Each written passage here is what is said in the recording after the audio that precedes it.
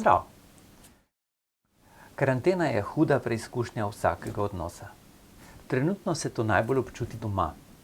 Običajno se začnejo trenja glede različnega odnosa do novic in spremljanja pandemije, različnega odnosa glede nestrukturiranega časa z otroci in glede različnega odnosa do denarja. Kako bomo preživeli? V poklicnem življenju je za večino tistih, ki smo doma, položaj malo drugačen. Kriza se bo občutila po vrnitvi v pisarne. Če se kdo pred karanteno ni dobro počutil v določeni sredini, karanteno doživlja kot pravo olajšanje. Ni mi več treba gledati tistih frisov. Teh par videokonferenc pa že nekako zdržim. Morda si celo s post-it listi polepim obraze tistih, ki jih ne prenesem, da mi jih ne bi bilo treba gledati. Kaj se bo zgodilo, ko bo konec karantene in se bom s sodelavcem, ki mi gre na jetra, soočil v službi? Tam ne bom mogel nalepiti post-it listka čez njegov ksiht. Ste opazili, da sem ves čas govoril o drugih ljudeh? O ljudeh, ki mi gredo na jetra, in o tem, kako težko gledam njihov ksiht. Kaj pa, če pogledamo na to z druge strani? Grem morda jaz komu na jetra? Temu rečemo kriviti druge za svoje težave. To, da mi gre nekdo na jetra, je moj problem, ne njegov. Ker če pogledava pod gladino vode se skrivajo moje potrebe, moj nezavedni del osebnosti, moj referenčni okvir, moji stereotipi in predsodki. In ker nimam znanja in izkušenj, kako ravnati v konkretnem primeru, se iz mene oglaša tisto, kar je pod gladino vode. Ko kriviva drug drugega, sva na najboljši poti do konflikta. Vsak misli samo nase, je egoist. Kakšen pa je najin medsebojni odnos? Slab. Kaj pa je dober odnos? Večina udeležencev mojih seminarjev in delavnic meni, da so med dvema ali več osebami dobri odnosi, ko ni konfliktov in ko so si ljudje pripravljeni pomagati ter priskočiti na pomoč. Da to v resničnem življenju ni možno. Še v družini ne, kaj šele v službi. Vedno bodo trenja in konflikti med ljudmi in vedno bo prihajalo do egoizma. Zato v neki skupnosti dveh ali več oseb so dobri odnosi, ko ljudje konstruktivno razrešujejo konflikte in ko se ljudje odrekajo trenutnim osebnim interesom korist interesov skupnosti. In to terja nenehno garanje. Ja, garanje. Garanje je povezano s tole sliko. Vsak vidi krivdo v drugem. Kazalec je en od največjih uničevalcev medosebnih odnosov. Ste že slišali tisto o 3 prstih v senci? Vsakič, ko s kazalcem pokažem na drugega, palec in kazalec skrijeta 3 prste v senci. Namreč jaz vidim tole. Razlage pomenov prstov se razlikujejo. Nekaj podobnosti pa ostaja. Zdaj nas zanimajo zadnji 3 prsti. Sredinec, prstanec in mezinec. Začnimo s sredincem. Sredinec simbolizira odgovornost, iskanje resnice in samoanaliziranje. Včasih človekov ego razvrednoti to simboliko.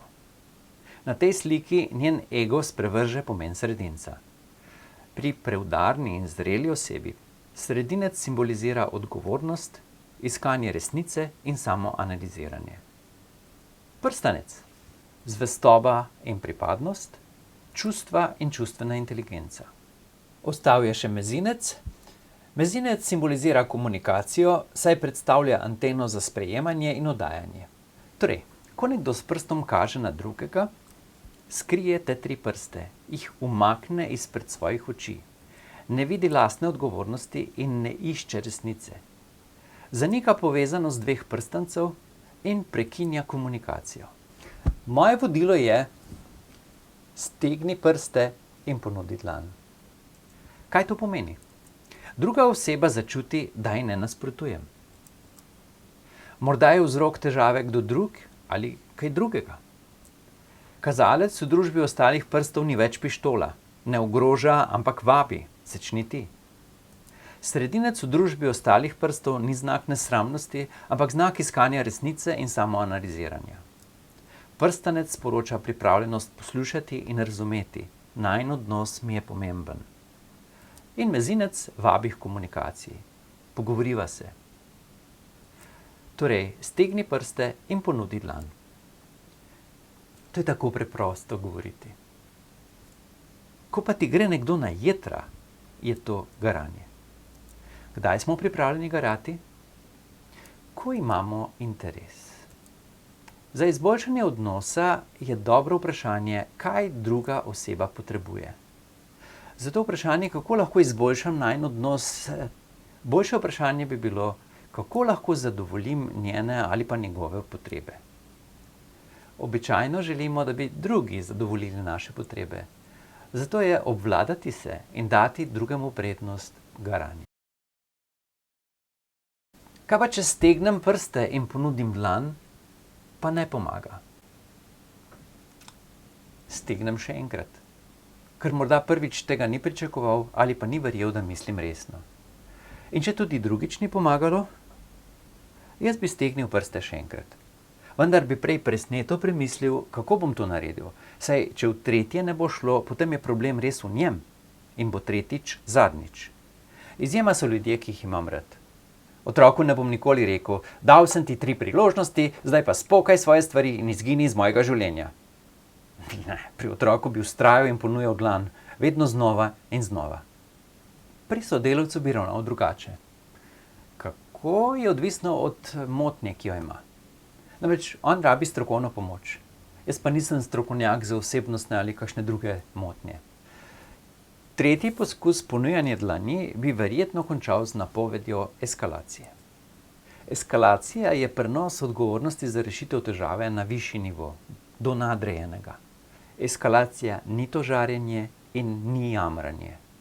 Ko eskaliram, opišem težavo in njene posledice na moj učinek, na rezultate mojega dela in navedbo dosedanjih poskusov, da bi samostojno, samoiniciativno in proaktivno rešil težavo. Zato je karantena idealna priložnost za pripravo na konec karantene. Ampak zaključiva optimistično. K sreči večina sodelavcev le nima tako hudih motenj in iskreno ponujanje dlani pomaga. Zato stegujte prste in ponujajte dlan za boljše odnose. Srečno in hvala za pozornost.